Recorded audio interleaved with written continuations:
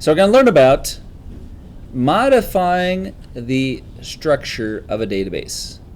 We started with it last time. We're going to get a little more details this time. Let's start up Access, go to my previous AC3 project for section 2. And let's go over the changes we made last time. If I believe it was in the veterinary vendors table, I can click on that, see the table.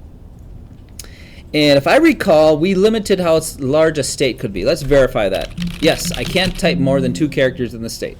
But remember, I can type the wrong state. There's no state TT. It lets me enter that. I can Control Z to fix the erroneous data. I can, let's see, if I go to a new record, notice the default quantity and cost will be 0. I can enter, let's say I'll enter a state, Iowa. I can leave that field without ever entering a vendor name. That doesn't make a whole lot of sense. I would think that besides having an ID, that I shouldn't be able to enter a vendor record without a valid name. Perhaps we could get by with not knowing their address, but we at least would need to know their name and what they're supplying to us. It'd be nice if we had a phone number. Maybe we should add that to the field as well. Or maybe if they had a website, we could add that to our columns. I can always delete the data that I started to enter by right-clicking, delete that new record that I started. And it always gives me warnings. Anything that there is no undo for, it usually will give you a warning about. Okay, so let's go to see what we could do to make vendor name required. You know, I think if there's going to be a vendor name, I think we need at least a address or a phone number. So let's add a phone number field as well. And we'll do a few more things. So first, let's go to Design View. And let's choose the vendor name.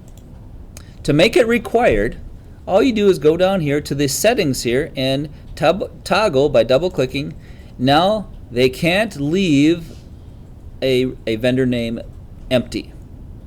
Let's do the same thing for address, city, state, zip. Let's make that required.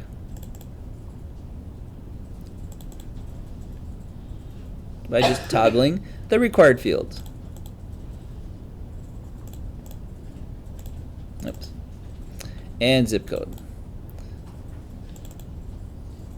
Let's add another field at the end for, how about website? Website.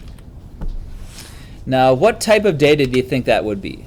Let's see. Our choice is short text, long text, number, date, time. Well, look at that. I could give a hyperlink as a type of data.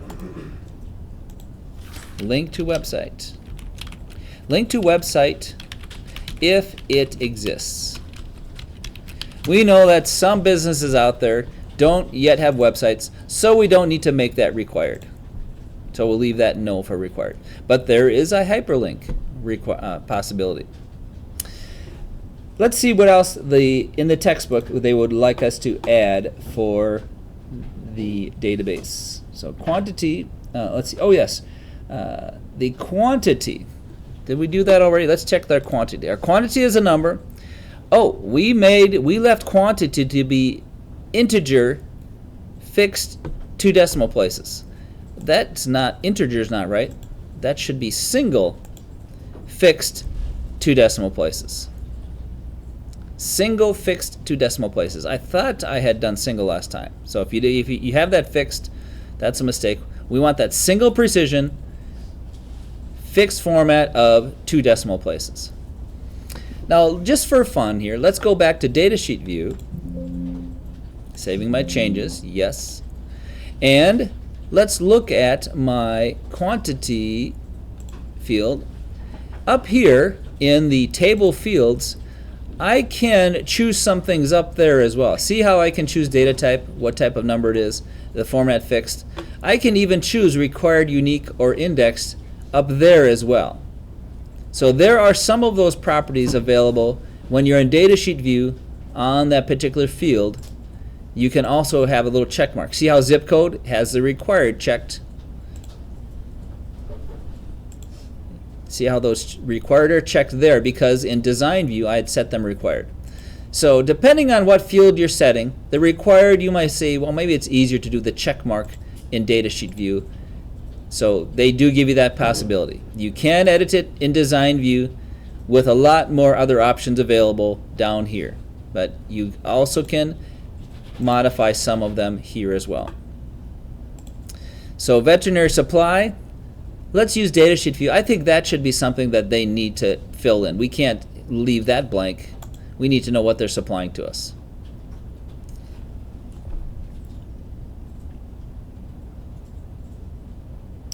So quantity we've made, single, fixed, 2 decimal.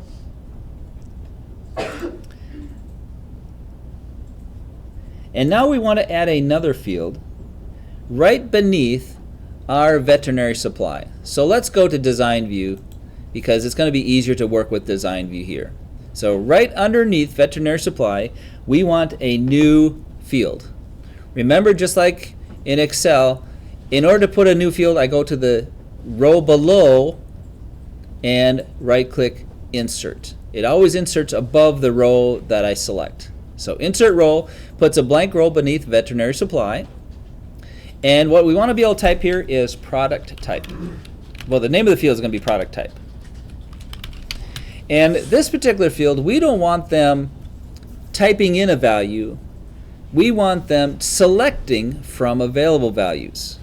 So rather than having them type in something, I'm going to click on here and go all the way to the bottom. Instead of short text, let's go all the way down to Lookup Wizard. That will give me a chance to adjust what they could enter in the field product type. So we made a new field product type. Lookup Wizard now. And now up pops a little wizard, and we're going to choose, I want to type the values that are available. It's possible that I could have built a table with the values I want, but with such a small amount, we're going to type in the values that I want. So I'm going to click there and now click Next. Here's the values that I want to type in there, and I'm going to put in 2 columns. Let's make it 2 columns. The value is going to be VAC for vaccination. Hit tab. The other one's going to be MC for microchip. And the last value is going to be SUP for supplies. Let's adjust the width of these columns because how they are adjusted here will affect what we see when we're using this field. So I adjust them to be nicely fitting, narrow column for only a few characters in the type, and then the second column a little longer, a little wider for the explanation of what that is. Now I click Next. Column 1 is what's going to be entered, so we'll leave it at column 1. And now I click Next, and yes, the name of the field is going to be product type. Now remember, just like with any wizard in any program, once I hit finish, it's up to me to fix what the wizard does if I did something wrong or start over. Before you click finish, you can usually go back and make changes to anything you did or review what you did. And then finally, when we click finish, we see a new product type. And the only way to see what the wizard did for us is to actually click here on the Lookup tab.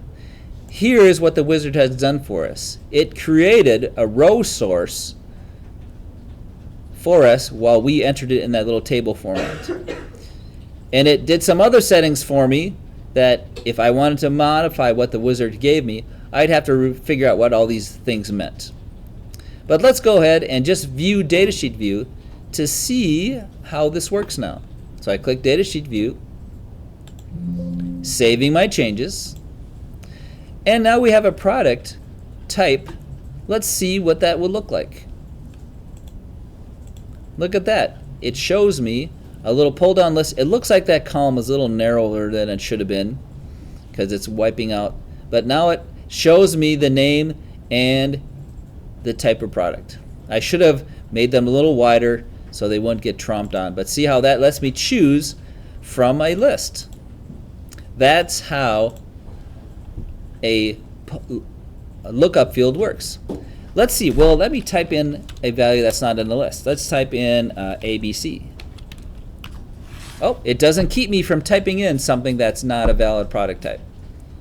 It encourages me to choose from a list, but it doesn't keep me from typing a wrong thing in there. So we might want to add something else that does not let us type something that's not in that list.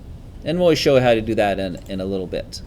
But that's how the product type works. Let's go ahead and set the product type to be what we think they ought to be. Let's see. That's vaccines. That should be VAC. Let's see. Vaccines, VAC. Microchips, makes sense that would be MC. Oops. MC. Surgical supplies, that's probably SUP. And leukemia, oh, that's another vaccine. If there were thousands of these, this would be really a big pain to go through now and set their product type to be what I think it should be. But I guessed based on the name of the supply. Perhaps some supplier's name I won't know from their name what they're supplying. There might just be Animals Incorporated. Well, what do they supply? Well, I'd have to look up and figure out what to do that. And with thousands of vendors working with, that would be a pain. So we're going to figure out there's a way to actually make the changes all at once with one query. But that's how I can now create a field that's a lookup field using the lookup wizard. And that's how it works. Once you have a lookup wizard, you have that available.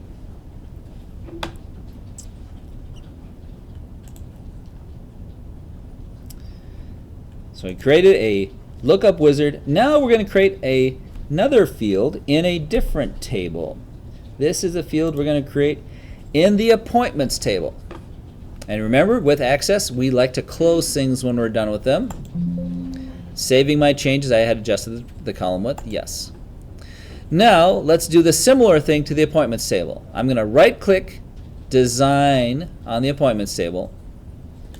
And this time, we want to put a field right below the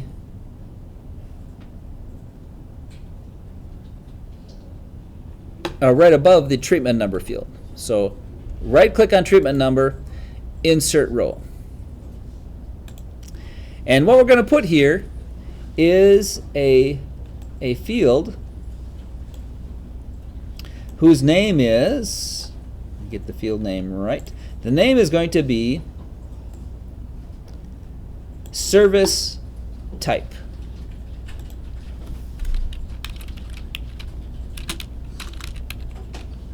Service type.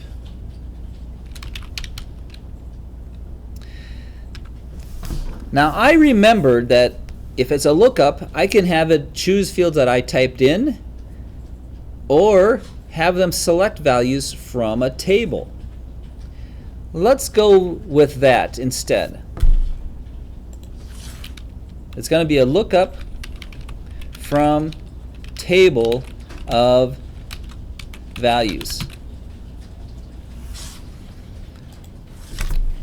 Well, in order to do a lookup from table of values, I'm going to need to have that table available to me. So I need to create a new table that's going to be giving me the service abbreviation and the description. I know that I could go in and do the wizard and have it type in the values I want, but I want to be able to choose from a table, so I'm going to create that table so then I can have it choose from a table. So let's go create a table now.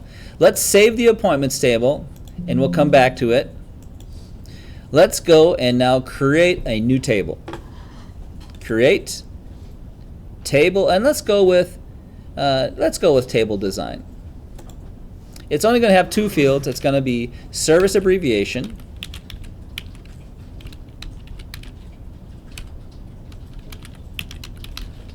of a data type of short text, and it's going to have a description of a data type of short text.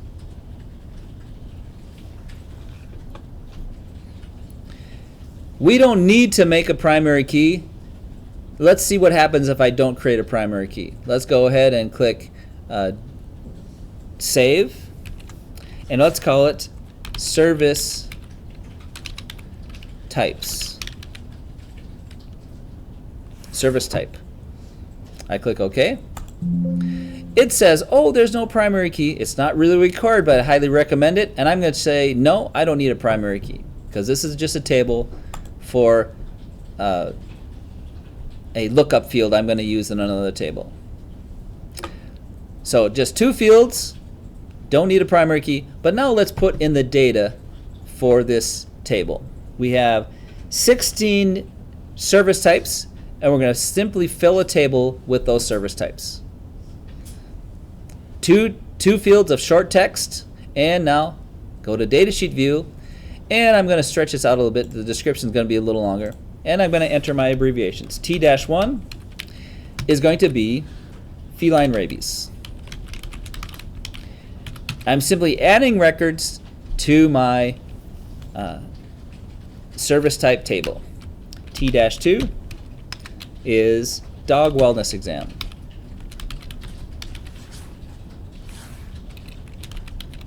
Enter.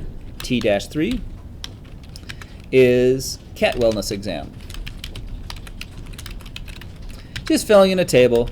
T-4, and I could have actually saved this in a text file and let you import it into service type, but there's not that much to type. T-5 is feline vaccinations.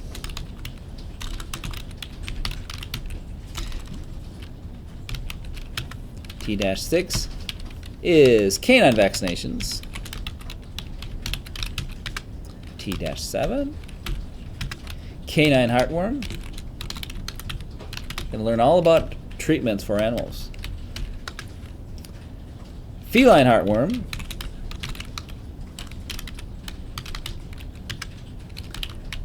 Feline spay.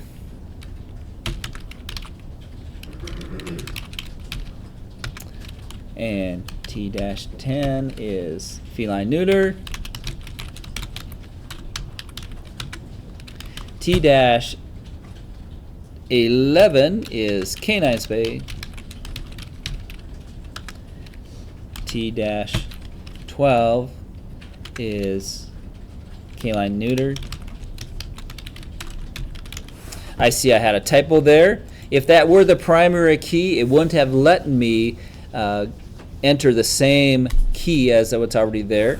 So it's a little more flexible since I didn't make a primary key. T-13 is feline microchip.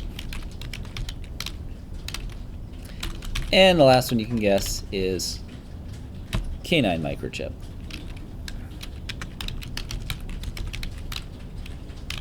And the reason I created this table was only because I wanted to have a lookup field in my veterinary vendors, or sorry, in my appointments. I wanted a lookup field in the appointments, and I remember with a lookup wizard, I can either type it in myself or read it from a table.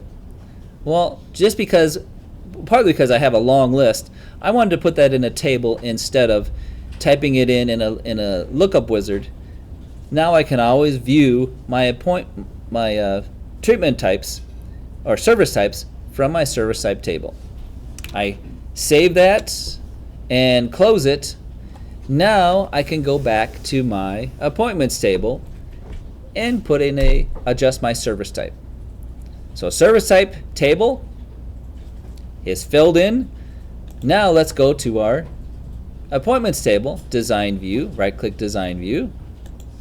And now remember that appointment or service type. Let's change that now to the lookup wizard. Now we're ready to use fields from another table. And I click next. And we're going to choose the table, service types, that I just created. That can be a source for my selection. And now, which fields do I want to see? Well, I want to see both of them because they're both helpful. One gives me the abbreviation, one gives me the type. So I click the double arrow to send them over in that order. Of course, just to make sure that they're sorted nicely, let's go ahead and sort them ascending by service abbreviation. We don't want to alphabetize them by name. We're going to simply sort them by their abbreviation. And now I can click next. And that's what my choice will look like. I'm going to narrow this column a little bit. I don't need that column to be huge. I'm going to widen this a little bit because I know it's going to show up in a larger font. I want to give it a large enough width. And I click Next.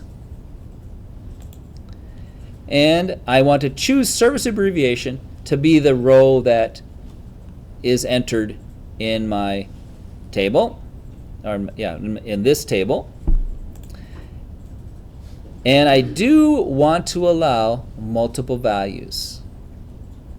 This is different than the other one. We had unchecked multiple, or had left multiple values unchecked. Let's see what allow multiple values will do for us now. Now remember, I'm using the wizard. I can go back and check things before I finally click finish. I see that gives me a nice list of things.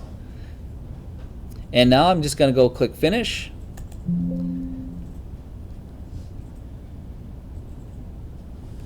Gives me a little warning. Yes, I do want to allow multiple values. I click yes. And save now, yes. Now let's see what has happened to me. I've made a change. I can see the lookup here is referring to a table, and it's built some sort of row source there for me and given width of columns. Don't worry about knowing what all this does. Just know that the wizard did all this for me, and if I want to mess with it, I have to figure out what these mean. Otherwise, I start over with the wizard, which is easy enough. The wizards is not too hard, and we don't have a huge table. Now let's see the effect of that by clicking on Datasheet View. Nothing exciting yet. I still have the same old data. Oh, look, it's service type. Let's see what happens when I try to choose a service type. Oh, look at that. I can check multiple check marks for the service type for this particular patient. Now, do you notice a problem here? I can choose a service type that doesn't match my patient. I have a feline. I can tell from the F that it's a feline patient, yet I can choose any of the service types for my patient. Now that's something that the fancier databases will handle, where not only do you have a limit to what you can select here, the selection changes depending on what is selected somewhere else. You can have lots of complicated dependencies. We don't have to worry about that in our database. But when you go to pages on the internet, especially when you're entering data like your name and address, have you ever seen where once you choose the country, then you may get a list of states within that country? That's automatically done for you as you're entering data. So a better way for this to work would be once we have a patient, service type can only choose either the canine or feline depending on what patient ID is. But that takes a lot more work than simply saying, hey, you can choose from this list and you can select multiple things. So for us, let's just be careful only to select feline treatments or we'll kill the cat, which may not be a bad thing because I don't like cats. But, oh, I got a problem here. I don't like how it sorted them. See how it's not really sorting them the way I expected? That's a goofy thing you'll see sometimes. Computers, when they sort things with numbers in them, sometimes a 10 seems to come before number 2. That's because 1 0 alphabetically comes before 2 nothing. So what you'll often see, to get things to sort correctly, you will put T-02.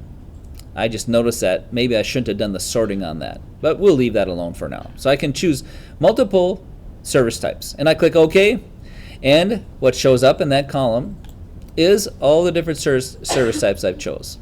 And if you want, you can just play with that and see the setting of the service types. Now what I'm going to do here, I'm going to go back in the lookup, and I'm going to take away the sort ascending, if I can find it, service type, order by. I'm going to remove the order by part of that.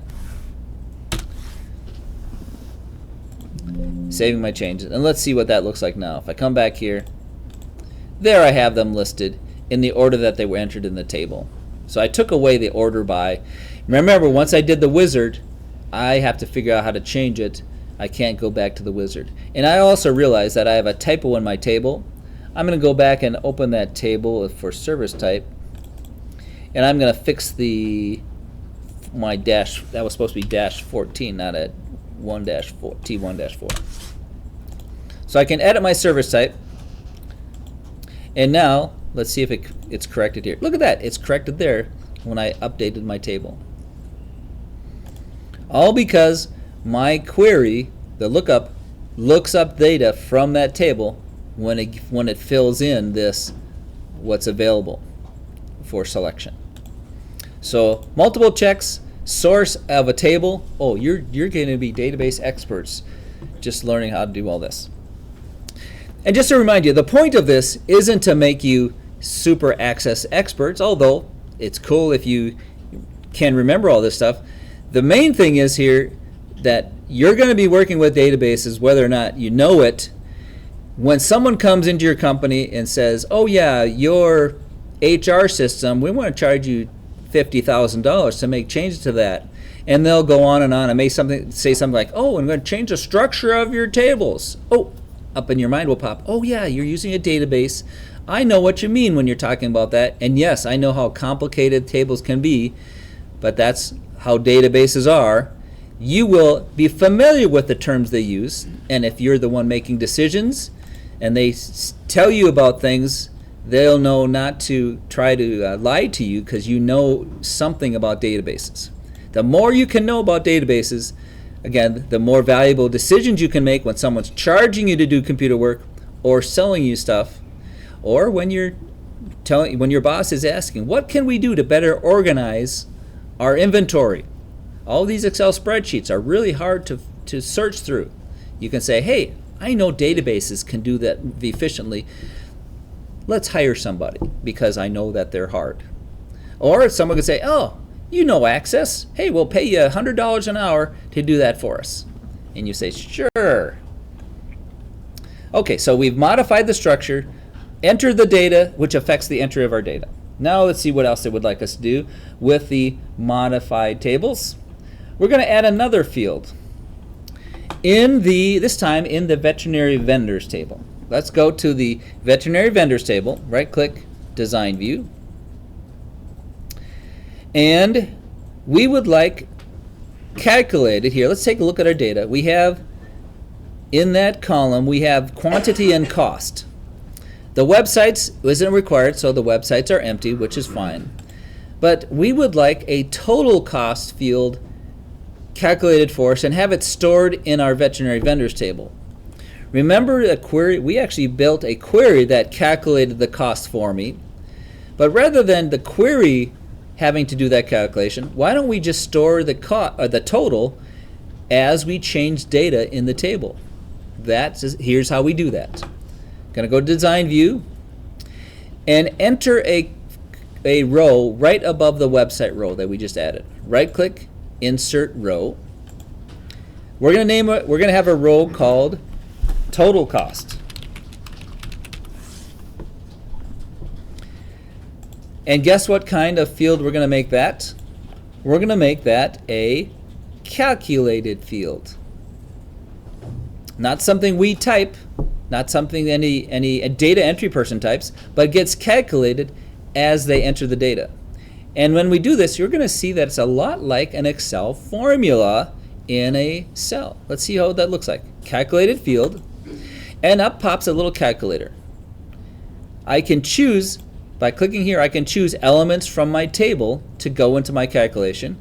I can even search for functions that are built in, very much like Excel functions. But really, I'm just going to do a simple calculation.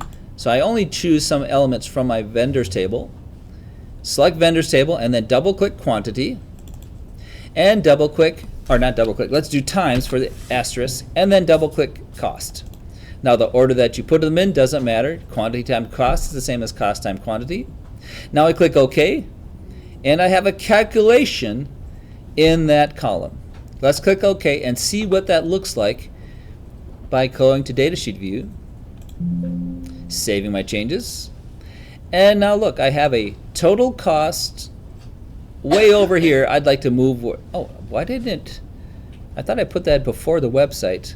Huh, it's not placing it there. Let's drag that to before website. It's doing the calculation properly, but it's not displaying it in the right way. It's displaying it just as a plain number. We would like to remind us that this is a dollar amount, since it's quantity times the cost. Let's see if I can go to table fields. Can I make that a better format? Let's see. Format. Currency. Oh, look at that. Now it's in a nice format. Now I could have done that in design view, but in the datasheet view, that is one of the simpler ways to format that column. I could even put in comma format, or, well, it's already in, it has a dollar sign in front of it, but see how I can increase or decrease my decimal points, or like very much like Excel, or just set it to be currency. Let's see what happens if I set it to be that, and if I choose currency again, choose another type, and then go back to currency. Oh, it remembers the number of decimal places I'd set it to. So there we have an easy way to calculate a field. Now the calculation, the formula may be able to be accessed here, but the design view, it's a little easier to access the formula by going down to the calculated, and let's see. Here I see the general. See when I did calculate field, it basically put that in the expression for that column. So many powerful things you can do as you're dealing with your structure of your tables. Thing about this is formatting our data carefully in our tables, because the tables and what's in there is what feeds everything else, my reports, my queries, and my forms. So what goes in my table, we want to have some sort of integrity of the data in our tables. And we'd like to add to that we've already done that already. We made some fields required. But now suppose I would like to update the data in my table. In our case, we don't have much data, but just imagine you have a table with lots of items in there. We want to know how we can do something very powerful called an update query. Let's create a query to show how an update query can work and how powerful they can be. So I'm going to close the veterinary vendors table, seeing that right now I've set the product ID or the product type to be vaccine for those that provide me vaccines. But suppose I have hundreds of vendors and I want to see, is there a faster way to go through and set their product type? Watch how we can do this. I'm going to close this and create query design. First thing we're going to do is let's just select from the veterinary vendors table, double click. I want to see the product type. And I see that I have a list of product types. Okay, that's all fine and good. Suppose I don't know what their product type is yet. I haven't entered them manually. I want to enter them using a query. I can change this to an update query. Now my query is getting dangerous. I can update the product type to be VAC for vaccination. And if I ran the query right now, I would be changing every row to have vaccination as its product type. And if I click exclamation point, it will say, you're going to change 5 rows. Are you sure you want to do this? I'm going to click no because I don't want to change every row. I just want to make sure that those that provide vaccinations for me have their product type set to VAC. Well, how would I do that? Well, I can choose the veterinary supply or the vendor name, and I can look for the criteria that the vendor name has VACC in its name. Remember the criteria for that? If they have VACC somewhere, it'd be star VACC star. If VACC is somewhere in the name of the vendor, then I will update it to VAC. That has made my query a little bit safer. It's only going to update the product type to VAC when the vendor name in that column is equal to contains VACC. So this is where knowing how wildcards work and understanding a little bit about queries will let me now run the query to show me now it's going to update 0 rows. So what's my problem? Well, let's take a look at my results. Oh, wait a minute. That's not helping me. Let's just take a look at my veterinary vendors table, and I see that, oh, it's in the veterinary supply that has VACC in it, not the vendor name, the veterinary supply. So let's go back to my query design and change that from the veterinary vendor, or from the vendor name field to be the veterinary supply field. Now I will update when veterinary supply is like VACC, and there I see there's 2 that have VACC in it. If I click run, it'll show me I'm about to update 2 rows. Now I thought there were 3 that looked like they supplied vaccines. Let's take a look at our table and see what's going on. Back in the veterinary vendors table, I see that one of them has misspelled their supply. They misspelled vaccine, and so let's fix that spelling to be correct. Now, when I try to run this query, it'll show me there's 3 that have that in the name, and now we click run to actually make the change. Now it's saying, oh, I'm going to be changing 3 rows. Now I can click yes, and it has made the change. I go back and view the table. I see that the product types are VAC. Let's just see what's happened. I'm going to blank out product type and just run that query again so you can actually see the query working. Right now, there's nothing in product type for vaccine. Let's run this query.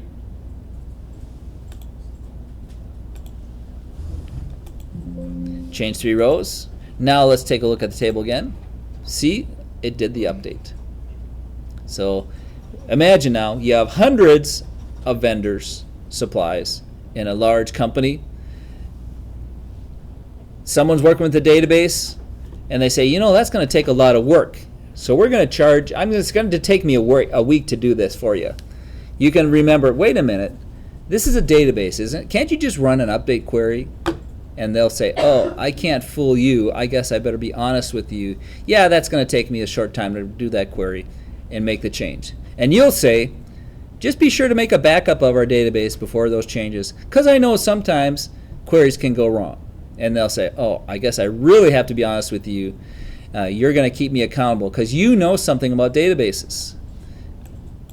And your boss is going to say, oh, we're going to pay you more because you know something about databases. So everything you can know about databases, the more you can know, the more valuable you'll be and the higher paid you'll be. Let's save this one, Control S save, and let's call it Update VAC. Oh, and what page is it on? Let's put the page. I think it's on AC3 something. That's on page AC3-27. Let's put AC3-27 in there. AC3-27. Clicking OK. And now I can close it. And let's come down here and look. AC3-27 has a special little icon, different than a regular query, because it's dangerous. If I try to open it just with a double click, it actually wants to run the query, and it'll tell you, hey, I'm about to make changes.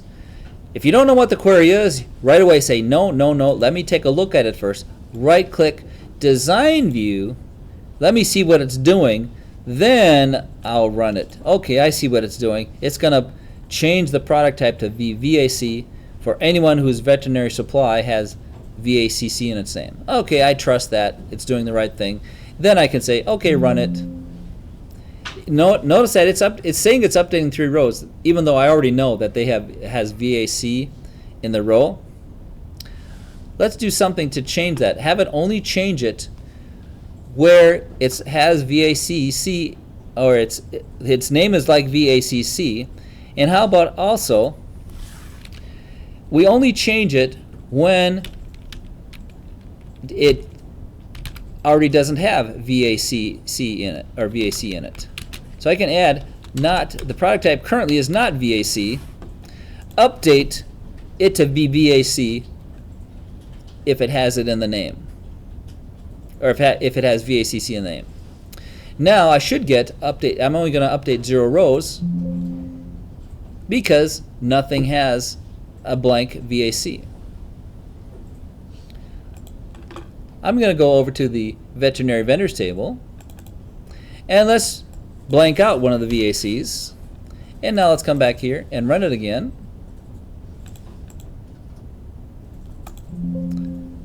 Oh, you are about to update 0 rows. I thought it would say 1 there. Oh, maybe I have to leave that row. Let's try it again. Maybe I hadn't, because I hadn't left that row. Let's try it again here.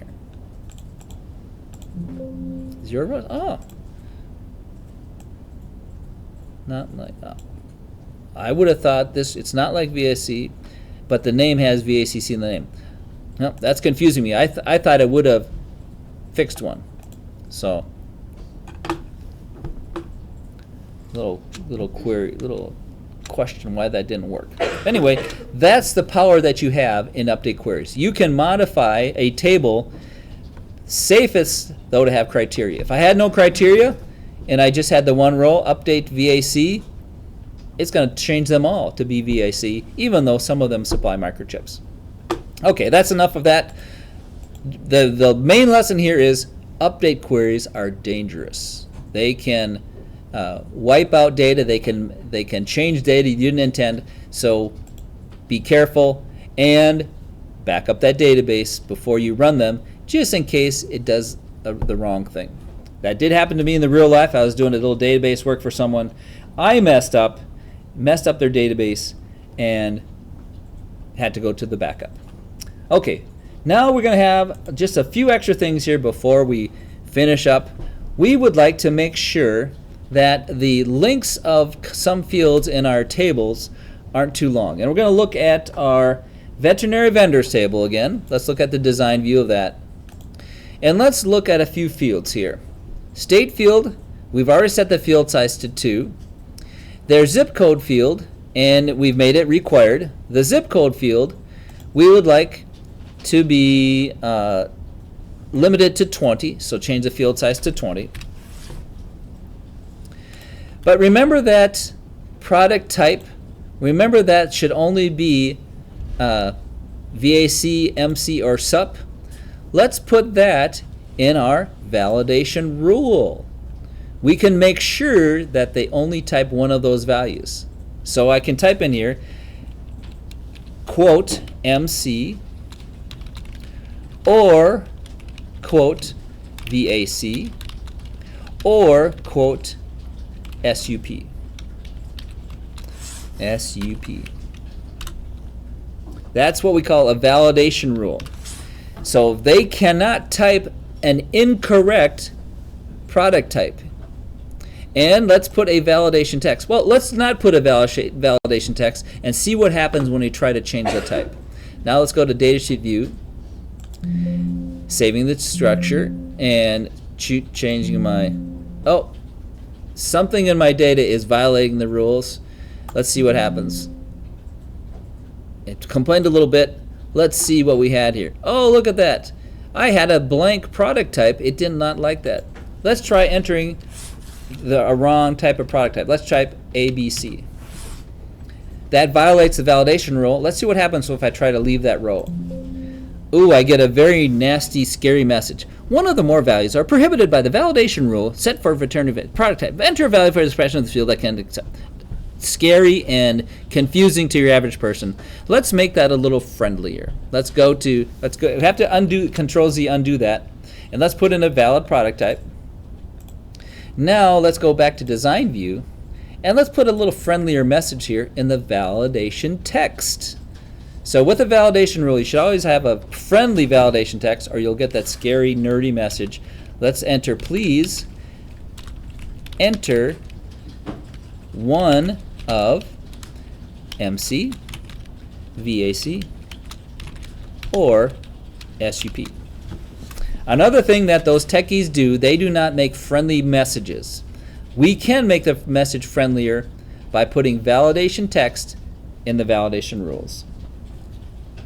Go to datasheet view, and now I can see, saving that. Now if I enter the wrong data, ABC, it'll give me the friendly message of that. Now, one thing I wish it did when I clicked OK, I wish it would undo my wrong entry. I have to Control Z to get back to the original value. Let's add one more validation rule, and it'll be done. In the quantity, let's make sure that they don't actually enter a negative number or a 0. Well, actually, it must be greater than or equal to 0. So in the validation rule is greater than or equal to 0, and put the word and, it can be lowercase or uppercase, and less than or equal to 1,000. We are going to limit the quantity field to be 0 to 1,000. And again, let's put a friendly validation text of please enter a positive number less than 1,000. Or 1,000 or below.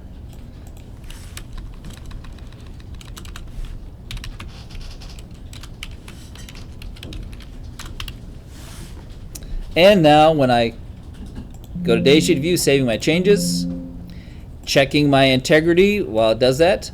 Now let's see what happens if I try to enter too large of a number. It gives me that friendly validation text. Save that. It won't let me save it until I Control Z undo back to the original. Now we have validation rules. When you come back, we're going to talk about referential integrity and keeping those pets from being assigned a non-existent owner. Save that. When we'll see you back in a week or so. Dream about referential integrity. Look it up on the internet, watch videos, and then get a good nap.